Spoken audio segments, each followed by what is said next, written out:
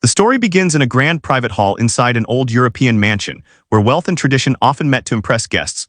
The room was large and bright with tall windows, golden curtains, and a polished wooden floor that reflected warm light. At the center of the room stood a grand piano, carefully maintained more as a symbol of status than as an instrument regularly played. That evening, the hall was filled with well-dressed guests, business partners, social figures, and friends of the host who had gathered for a private celebration. The host was a well-known millionaire, admired for his success, confidence, and sharp personality.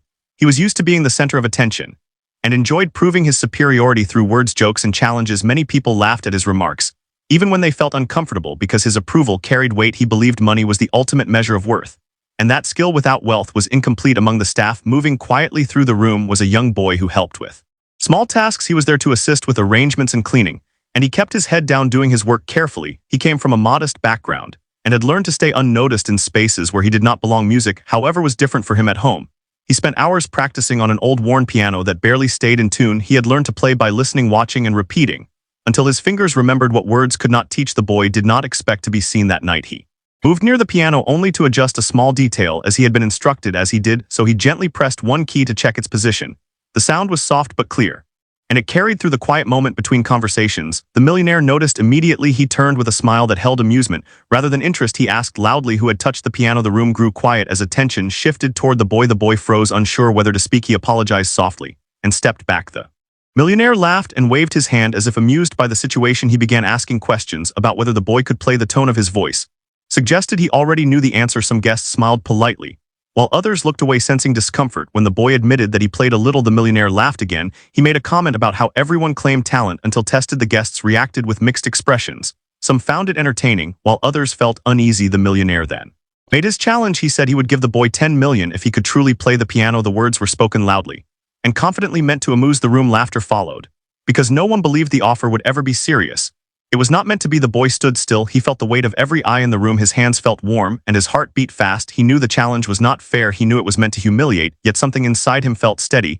He looked at the piano and remembered long nights of practice. He remembered the sound of keys echoing in an empty room. He remembered playing not to impress, but to feel whole. Those memories gave him strength. The millionaire leaned back, smiling, convinced he had won the moment. He gestured toward the piano as if inviting a performance he expected to fail. The room waited, curious, amused, and skeptical. The boy took a step forward. No one stopped him. The air felt heavy as he sat at the bench. He placed his hands on the keys gently, with familiarity. His posture was calm and natural. Before he played, he took a slow breath, not to prepare a show, but to ground himself. The room was silent now. The millionaire watched with interest, still confident. The first note had not yet been played, but something had already changed. The boy was no longer just a helper. He was a musician, about to speak in the only language that mattered to him. Part 1 ends at the moment before the music begins, when laughter has faded, curiosity has replaced mockery, and the boy is ready to let the piano answer the challenge placed before him. The boy pressed the first key, and the sound filled the hall with a clarity that surprised everyone. It was not loud or dramatic, but it was confident and controlled. The note carried weight because it came without hesitation. Some guests leaned forward instinctively, as if pulled by the sound. The boy continued playing, and the melody began to take shape. His fingers moved smoothly across the keys with ease that could not be faked. Each movement showed familiarity built from long hours of repetition. The piano responded warmly, as if it had been waiting to be played this way. The millionaire smile tightened slightly, though he said nothing. He expected mistakes or stiffness, but heard neither. The music flowed with balance and intention. It was clear that the boy was not guessing or copying. He was expressing something he knew deeply. The guests grew quieter. As the melody developed, conversation stopped completely. A woman near the window clasped her hands together. Near the back slowly lowered his glass. The room felt smaller as attention narrowed toward the piano. The boy posture remained steady. His shoulders were relaxed, and his breathing even. He was no longer aware of the audience. He played as he always had, guided by memory, and feeling. The sound carried emotion without exaggeration. The melody shifted gently and revealed complexity beneath its calm surface. There was discipline in the timing and restraint in the volume. Nothing felt rushed or forced. The music invited listening rather than demanding it. The millionaire shifted his weight and crossed his arms. His confidence began to soften into curiosity. He watched the boy's hands more closely now. He noticed the control and precision. This was not the performance of someone trying to impress. Some guests exchanged glances. They had expected entertainment, and were now witnessing skill. The mood in the room changed from amusement to respect. The laughter from earlier felt distant and misplaced. The boy reached a section that required control and subtlety. His fingers slowed slightly, and the notes softened. The quiet carried power. No one moved. Even the staff stood still, listening. The millionaire felt a tightness in his chest, though he could not explain why. He had issued the challenge as a joke. Now the music was challenging him instead. It asked him to listen without judgment. The boy continued playing with calm focus. He did not look up or seek reaction. He trusted the piano to speak for him. The sound filled the hall without effort. As the melody grew richer, the emotional tone deepened. Some guests felt memories stir inside them. The music carried honesty rather than show. It reminded them of moments they had forgotten. The millionaire lowered his arms slowly, his expression changed from amusement to disbelief. He realized that the room no longer belonged to him. The attention he commanded had shifted naturally. The boy approached the final section with care. He allowed the melody to settle and breathe. His hands moved with confidence, shaped by patience. The piano responded with warmth and clarity. When the last note faded, the silence remained. No one clapped immediately. The quiet felt complete and respectful. It held the weight of what had just been heard. The boy's hands rested on the keys for a brief moment. He then lowered them gently and sat still. He did not look up. He did not wait for approval. The millionaire stood frozen. He had no words ready. The challenge he had made felt hollow. The offer of money now felt irrelevant. The guests slowly began to clap. Not loudly at first, but steadily. The sound grew as understanding spread. This was not pity or politeness. It was recognition. Part 2 ends, with the room transformed by music, the laughter replaced by silence, the challenge replaced by respect, and the boy seated calmly at the piano, having spoken the truth without a single word. The applause continued to rise, and it carried a different energy than applause usually did. In that room it was slower, deeper, and filled with surprise. People were not cheering wealth or status, they were responding to honesty and skill. The boy remained seated for a moment longer. He breathed slowly and felt the echo of the music settle inside him. Only then did he stand and turn toward the room. His face showed calm, not pride. He bowed slightly out of habit, not expecting anything more. The millionaire stepped forward instinctively. He opened his mouth, as if to speak, then stopped. For the first time that evening, he did not know what to say. The confidence that usually guided him felt distant. He looked at the boy not as staff or entertainment, but as a person. The room waited. Guests who once laughed now watched closely. They sensed a shift that could not be reversed. Power had moved quietly without confrontation. The millionaire finally spoke, and his voice was lower than before. He said, "The boy played very well." The words sounded simple, yet they carried weight. There was no joke attached, no condition, just acknowledgement. The boy nodded politely. He did not smile widely or speak. He had said everything through the piano. The silence between them felt respectful. A woman from the group stepped forward and asked where the boy had learned to play. Her tone was gentle and curious. The boy answered honestly.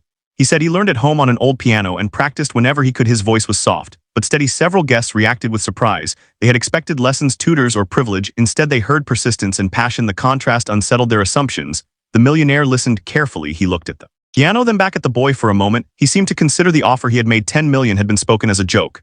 Now the weight of that number felt heavy. He cleared his throat and said that the boy had real talent. He said talent like that deserved respect and opportunity. His words were not perfect, but they were sincere. The room felt the difference. The boy felt a mixture of relief and exhaustion. Standing under that attention was unfamiliar. He glanced toward the door instinctively. He had not planned for this moment to last. The host of the event stepped in gently. He suggested a short break. People welcomed the pause. Conversations resumed quietly, but with a different tone. Groups formed around the room. Many spoke about the music. Some admitted they had expected failure. Others said they felt moved without knowing why. The piano now seemed less like an ornament and more like a voice. The millionaire stepped aside for a moment. He watched the boy speak briefly with a staff member. There was no fear in the posture, only calm. This unsettled the millionaire more than any mistake would have. He thought about how easily he had laughed, how quickly he had assumed superiority. The music had not argued, it had simply revealed.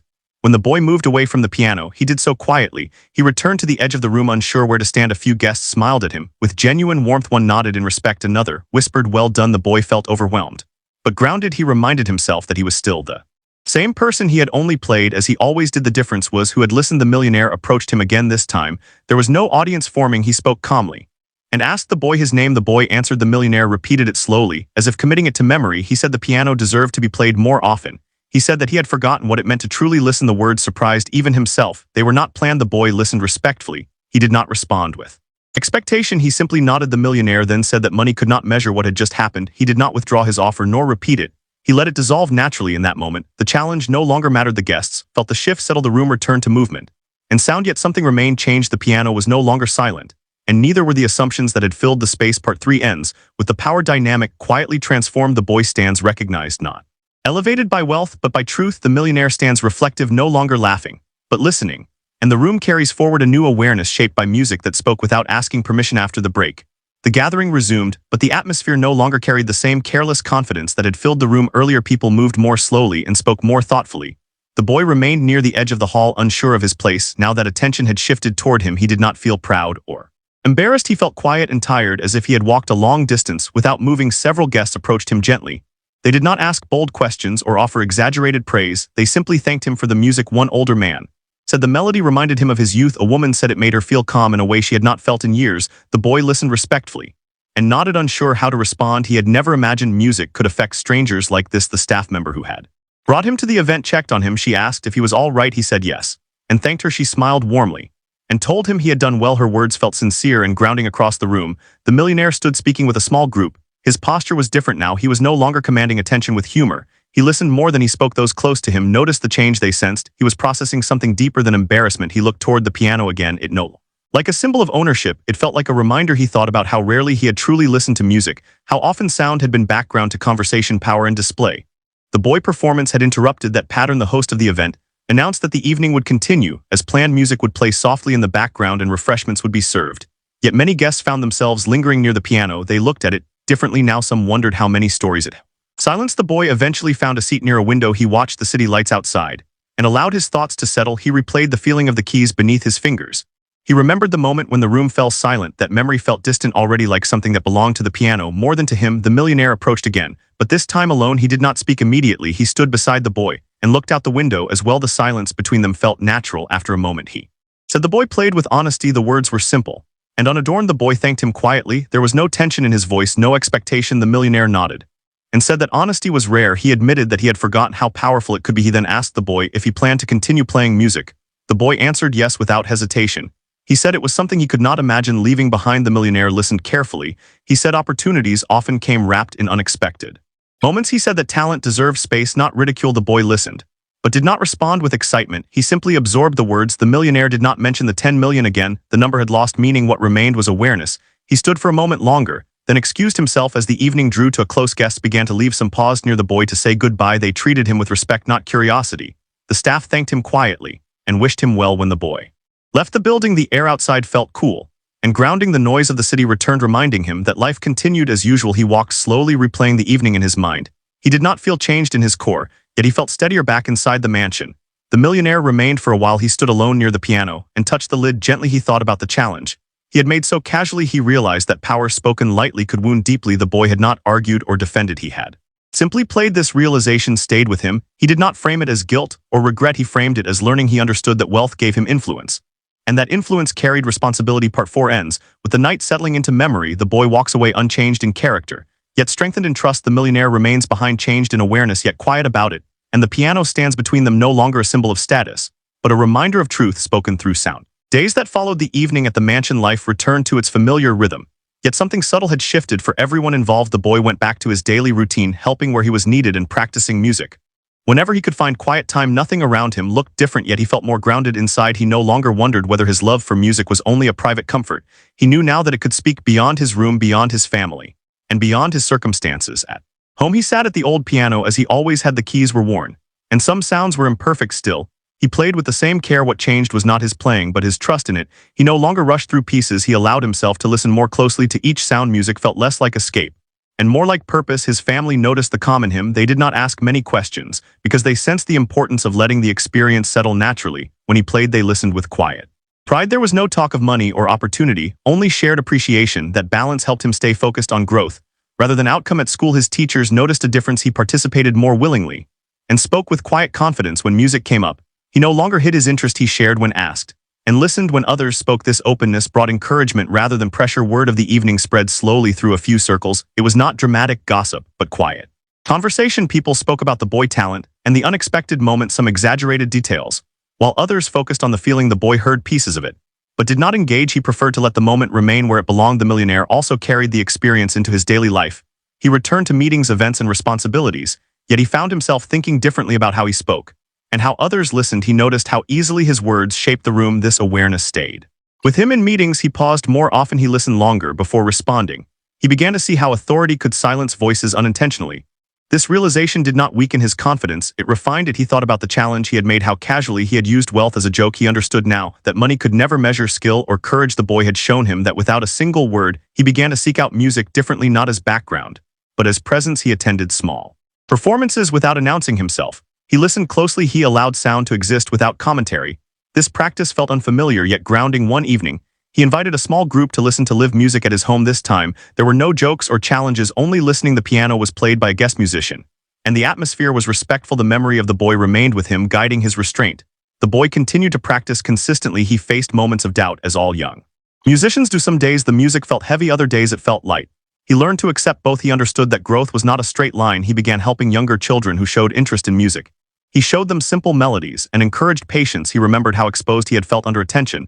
This empathy shaped how he guided others. Meanwhile, the millionaire considered ways to support music education. Quietly, he did not announce plans or seek recognition. He explored programs that offered instruments and instruction to children without access. This felt meaningful. It aligned with what he had learned. He did not connect this decision publicly to the boy. The lesson was personal. It did not require explanation. As weeks passed, the memory of that night softened. It no longer felt sharp or emotional. It became part of a larger understanding. Both the boy and the millionaire carried it differently, but equally the boy moved forward with patience, the millionaire moved forward with humility. Neither sought validation, both allowed growth to happen naturally. Part 5 closes with life continuing steadily. The boy deepens his relationship with music through trust and consistency. The millionaire deepens his understanding of influence through listening and restraint. And the quiet lesson of that night continues, shaping choices not through drama, but through awareness and respect. As months passed, the experience at the mansion became less of a memory and more of a quiet foundation shaping daily choices. For the boy, music slowly became something he carried with intention rather than secrecy. He continued practicing early in the mornings and late at night when the house was quiet. Each session felt calmer because he was no longer proving anything, even to himself. He played to understand, not to impress. He began exploring new pieces, listening carefully and repeating sections until they felt natural. He paid attention to how emotion changed sound and how patience shaped clarity. This approach deepened his connection to the piano. He learned that discipline was not pressure but care. That realization gave him confidence that did not depend on praise. At school, he joined a small music group where students practiced together. He did not stand out by volume or speed.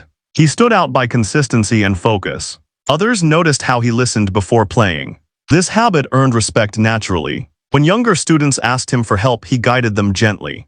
He showed them how to place their hands and how to slow down. He never rushed them. He remembered how important it was to feel safe while learning. This made him a quiet leader without intention. The millionaire continued adjusting his perspective in subtle ways. He found himself less interested in displays of dominance and more interested in depth. During gatherings, he avoided testing others publicly. He listened carefully and responded thoughtfully. This shift surprised those who knew him well. He reflected often on the moment when laughter had turned into silence. He understood now that respect could not be demanded.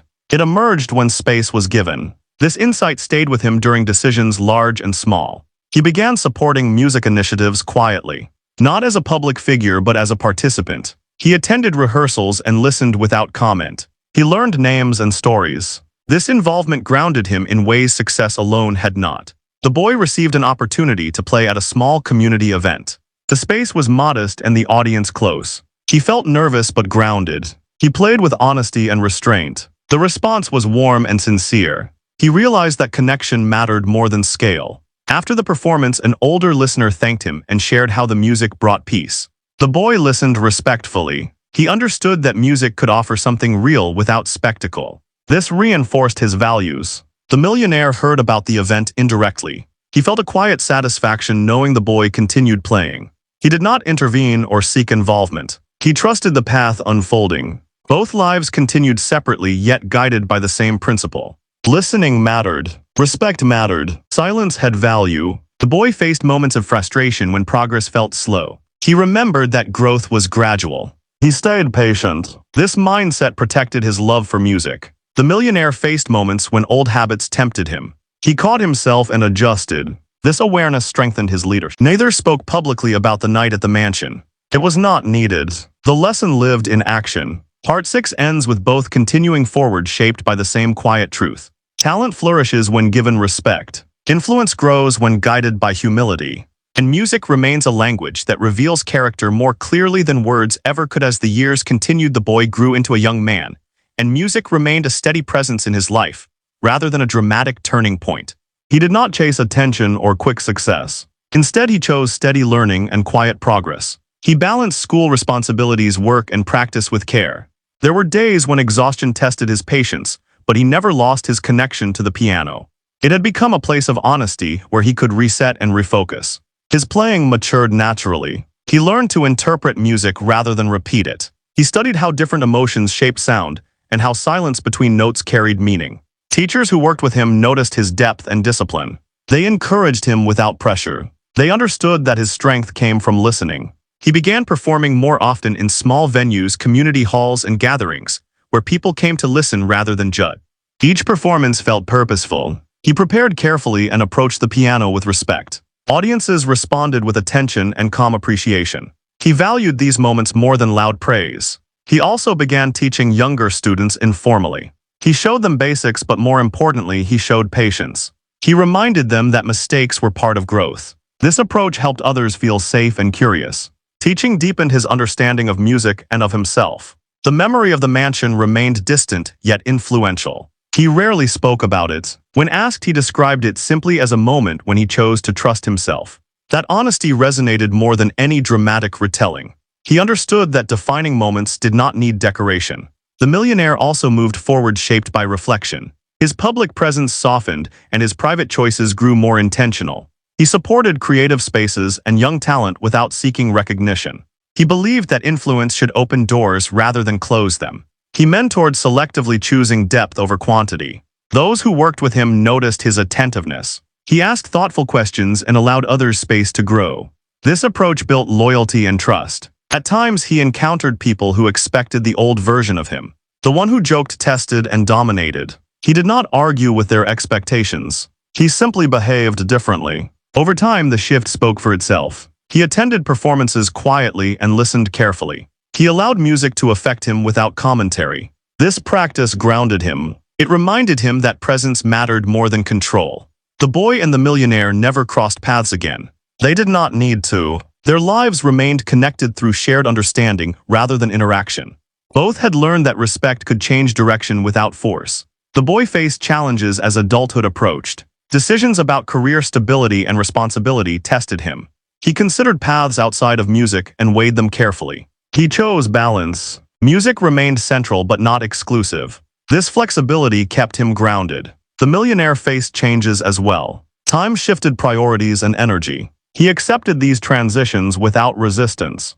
He focused on contribution rather than recognition. This brought fulfillment that status never had. Both carried forward the lesson that humility strengthened talent. That listening revealed truths. That silence could teach. Part 7 closes with both lives firmly shaped by that quiet realization. The boy steps into adulthood with confidence rooted in patience. The millionaire steps into legacy with wisdom shaped by restraint. Their shared moment lives on not as a story of challenge and surprise, but as a foundation of respect that continues guiding choices, actions, and understanding long after the sound of the piano has faded. As the final years of this story unfold, what remains most visible is not a single night or a bold challenge, but the quiet continuity of growth that followed. The young man, now fully settled into adulthood, carried music with him as a steady companion. It was no longer a dream that demanded proof, and no longer a refuge from fear.